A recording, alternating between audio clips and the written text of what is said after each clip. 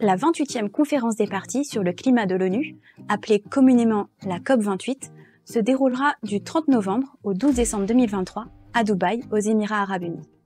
Cet événement annuel suscite souvent des déceptions de la part des observateurs du monde entier, qui estiment que l'action contre le changement climatique, notamment la baisse des émissions de gaz à effet de serre, est insuffisante.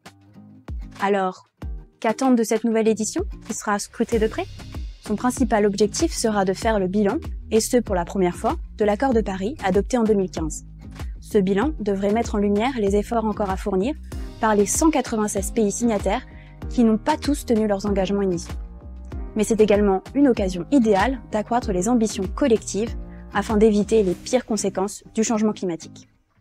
Cette COP sera aussi l'occasion, nous l'espérons, de parler plus encore d'agriculture, un sujet au cœur des enjeux climatiques.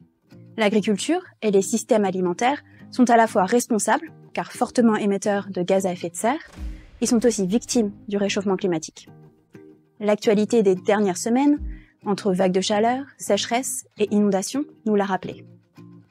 Enfin, ne l'oublions pas, la production agricole fait partie des solutions, avec des pratiques qui permettent de stocker du carbone dans les sols, sujet sur lequel nous travaillons de près avec notre partenaire 4 pour 1000. Un sujet sera au cœur des discussions et des négociations, avec des attentes fortes, notamment des pays en développement, le financement. Celui des transformations de l'agriculture, tout d'abord, notamment dans les pays du Sud. L'enjeu principal est d'accroître la productivité pour répondre aux impératifs de sécurité alimentaire, tout en préservant les ressources naturelles. Or, financer l'agriculture et la création d'industries agroalimentaires là où elles n'existent quasiment pas requiert souvent des investissements lourds et parfois fortement carbonés. Ces financements ont-ils leur place, notamment dans le portefeuille des bailleurs de fonds bilatéraux, multilatéraux, mais aussi des banques ? Sont-ils cohérents avec les trajectoires de décarbonation ?